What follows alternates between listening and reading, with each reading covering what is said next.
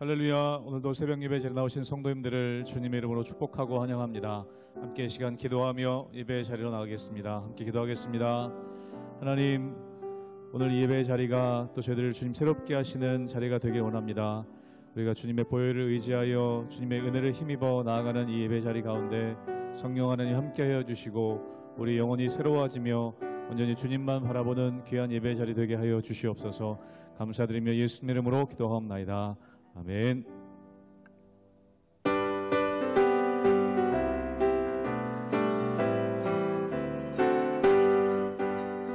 구주의 십자가 보혈로 죄 씻음 받기를 원하네. 내 죄를 씻으신 주 이름 찬송합시다. 찬송합시다. 찬송합시다. 내 죄를 씻으신 주 이름 찬송합시다. 죄악에 속하여 주신 주 내 속에 들어와 계시네. 십자가 앞에서 주 이름 찬송합시다. 찬송합시다. 찬송합시다. 내 죄를 씻으신 주 이름 찬송합시다. 주 앞에 흐르는 생명수 날 씻어 정하게 하시네. 내 기쁜 영성을 다하여 찬송합시다. 찬송합시다. 찬송합시다. 내 죄를 씻으신 주 이름 찬송합시다. 내 주께 회개한 영혼은 생명수 가운데 젖었네. 흠없고 순전한 주 이름 찬송합시다. 찬송합시다. 찬송합시다. 내 죄를 씻으신 주 이름 찬송합시다. 찬송합시다. 찬송합시다. 찬송합시다. 내 죄를 씻으신 주 이름 찬송합시다.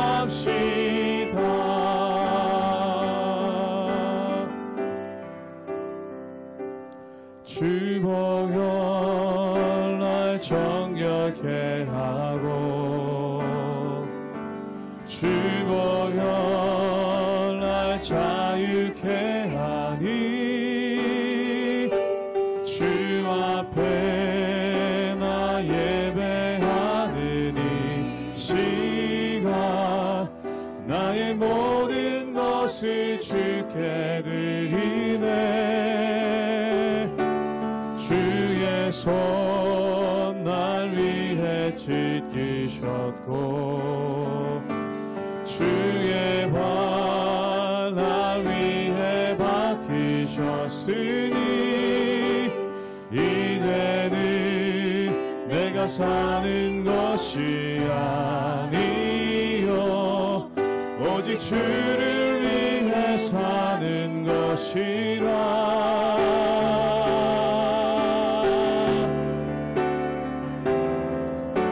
주의 손에 나의 손을 포개고 또 주의 발에 나의 발을 포개어 나 주와 함께 죽고 또 주와 함께 살리라. 영원토록 주 위에 살리라. 주 위에 살리라. 주 위에 살리라. 주 보혈 날 정결케 하고 주 보혈 날 정결케 하고 주 보혈 날 자유케 하니 주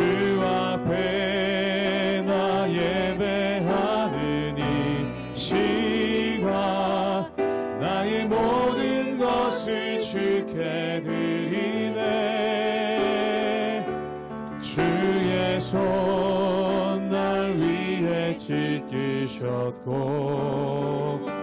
주의 발 날 위해 박히셨으니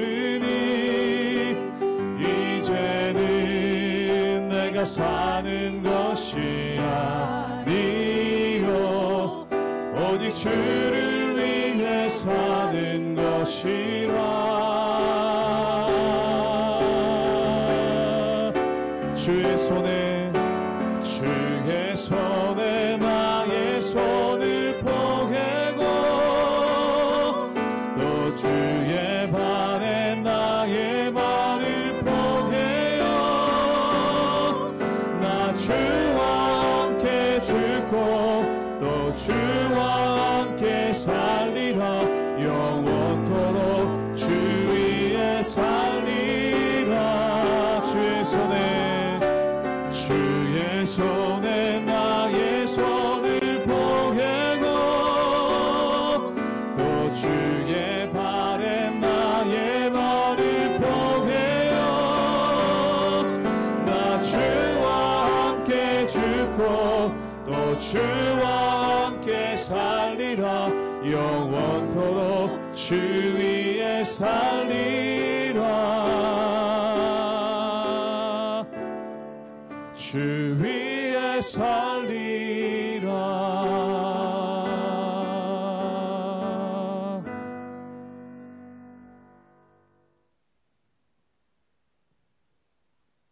할렐루야. 우리 하나님의 은혜와 평강이 우리 성도님들 삶 가운데 날마다 가득하시기를 주님의 이름으로 축원합니다.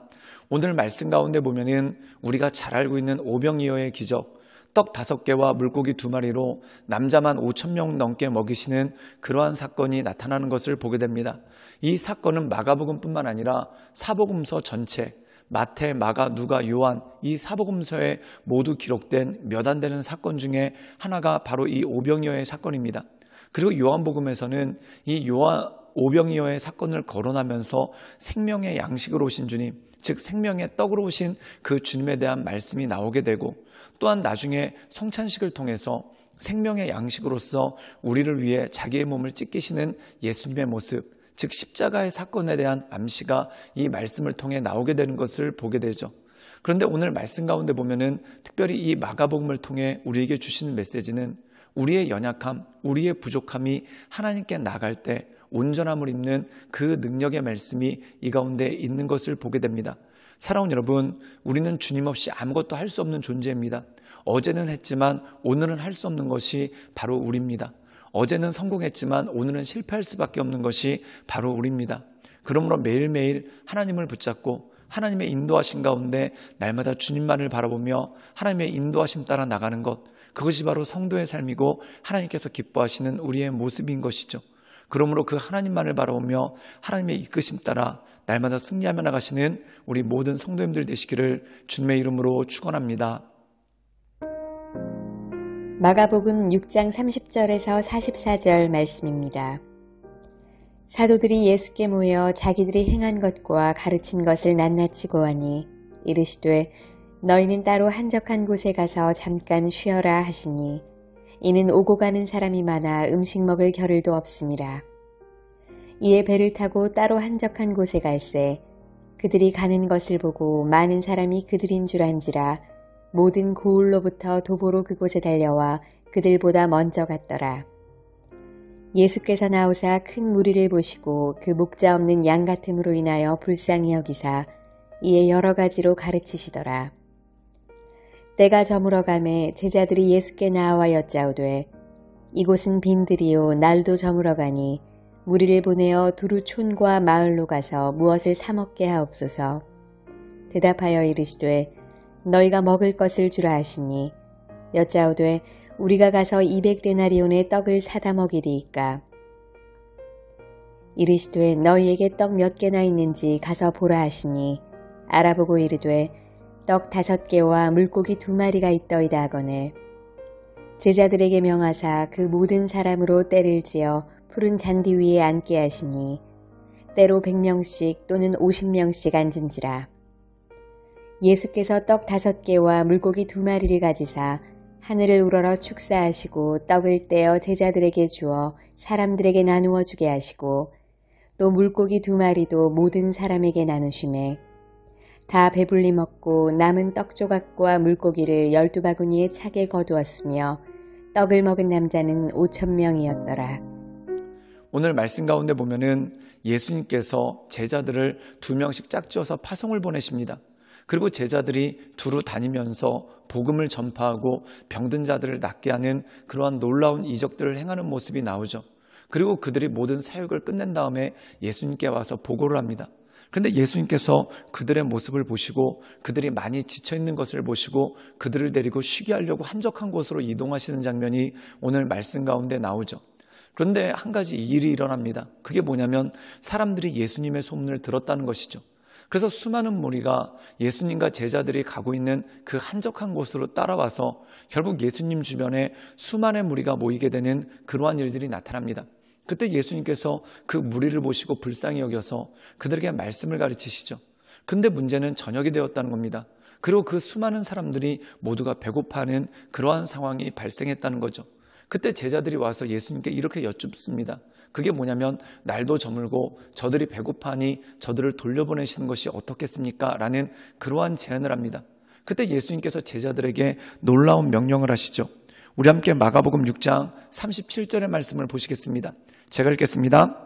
대답하여 이르시되 너희가 먹을 것을 주라 하시니 여짜오되 우리가 가서 200데나리온의 떡을 사다 먹이리이까. 오늘 말씀 가운데 보면은 제자들에게 예수님이 너희가 먹을 것을 주라 라고 말씀합니다. 그때 제자들이 놀랍니다. 그리고 오늘 말씀 가운데 보면 우리가 어디 가서 이 많은 떡을, 또한 이 떡을 살려면 200데나리온이 필요한데 우리에게 돈도 없고 또한 돈이 있다 한들 이 떡을 사올 것도 없습니다 라고 하면서 예수님께 이것이 불가능하다라는 말을 전하는 그러한 모습이 나옵니다. 사랑하는 여러분, 그들의 핵심은 뭘까요? 첫 번째, 그들에게 능력이 없다는 겁니다. 우리에게 돈도 없습니다. 그리고 돈이 있다 한들 가서 사올 장소도 없습니다. 즉 불가능하다는 일이죠. 그리고 두 번째는 뭐냐면 제자들도 이미 지쳐있고 제자들도 이미 배가 고팠다는 겁니다. 그러니까 사역을 여기서 마무리하고 돌려보냈으면 어떻겠습니까? 라는 이러한 말씀이 나오게 되는 것을 보게 됩니다. 그런데 사랑하는 여러분, 우리가 한 가지 주목할 게 있습니다. 왜 제자들이 이 한적한 곳으로 나왔을까요? 그것은 뭐냐면 예수님께서 2명씩 짝지어서 파송하셨을 때 그들이 마치 예수님과 같이 말씀도 전하고 또한 병든 자도 치유하는 그러한 이적들을 행했습니다. 그리고 그들이 신나서 예수님께 와서 보고하는 그러한 장면이 있었죠. 그런데 지금 상황을 보십시오. 너무나 무력합니다. 그 무력함의 첫째가 우리는 능력이 없습니다. 또한 우리에게는 힘이 없습니다 라고 고백하는 그러한 모습이 있죠. 그리고 그들이 애써서 노력하고 해봐야 결국 가져온 게 뭐냐면 보리떡 5개, 떡 5개와 물고기 2마리밖에 가져오지 못하는 그러한 모습이 나옵니다. 사랑하는 여러분, 어제까지는 참 많은 일을 했습니다. 또한 어제까지는 정말 놀라운 이적들이 일어났습니다. 그런데 지금 할 수 있는 건 아무것도 없습니다. 그 이유가 뭘까요? 첫 번째, 능력도 없고 두 번째, 지쳤기 때문에 그렇죠. 사랑하는 여러분, 우리의 모습이 그렇습니다. 어제는 참 많은 일을 했는데 오늘은 못합니다. 왜 그럴까요? 능력도 없고 또한 지쳤기 때문에 그렇죠. 어떻게 보면은 우리는 과거에 성공했던 거 하나만 가지고 지금 능력도 없고 지친 상태로 그냥 연명하는 듯한 신앙생활을 할 때가 참 많다는 겁니다. 그런데 어떤 놀라운 일이 벌어질까요? 우리 함께 마가복음 6장 41절의 말씀을 읽도록 하겠습니다. 제가 읽겠습니다. 예수께서 떡 5개와 물고기 2마리를 가지고 하늘을 우러러 축사하시고 떡을 떼어 제자들에게 주어 사람들에게 나누어 주게 하시고 또 물고기 2마리도 모든 사람에게 나누시매. 오늘 말씀 가운데 보면은 결국 그들이 어제는 2명씩 짝지어 다니면서 복음도 전파하고 또한 병든 자도 고치고 또한 마태복음에 보면 귀신도 내어 쫓았습니다. 그런데 오늘은 너무나 무력하죠. 배고프고 지쳐있고 또한 애써서 구해봤지만 보리떡 5개와 물고기 2마리밖에 구하지 못하는 그러한 모습이 있었습니다. 정말 무력하고 아무것도 할 수 없는 존재죠. 그런데 예수님께 나갔을 때 그 떡 5개와 물고기 2마리를 예수님께 드렸을 때 어떠한 일이 벌어집니까? 변화가 일어나죠. 즉 새로운 능력이 그 가운데 나타난다는 겁니다. 우리가 날마다 주님께 나가야 되는 이유가 바로 이것입니다. 우리가 날마다 주님께 나가지 않는다면 우리는 무력할 수밖에 없고 또한 우리는 쓰러질 수밖에 없는 존재인 것을 우리가 알 수 있는 것이죠. 그러므로 사랑하는 여러분, 우리가 하나님만을 바라보며 하나님의 인도하신 가운데 날마다 승리하며 주님만을 바라보며 주님의 이끄심 따라 날마다 승리하며 나가시는 우리 모든 성도님들 되시기를 주님의 이름으로 축원합니다. 함께 기도하시겠습니다. 사랑의 마신 주님, 우리가 날마다 주님을 바라보며 주님을 의지하며 거룩한 보좌 앞으로 나갑니다. 우리는 참 무력합니다. 우리는 참 연약합니다. 그러므로 주님밖에 의지할 수 없고 주님밖에 바라볼 수밖에 없습니다. 하나님, 주님의 손을 놓고는 우리가 아무것도 감당할 수 없습니다. 주님, 우리를 도와주시고 우리 가운데 역사하여 주시옵소서. 날마다 기도의 자리에 엎드리게 하여 주시옵소서. 예수님의 이름으로 감사하며 기도드리옵나이다. 아멘.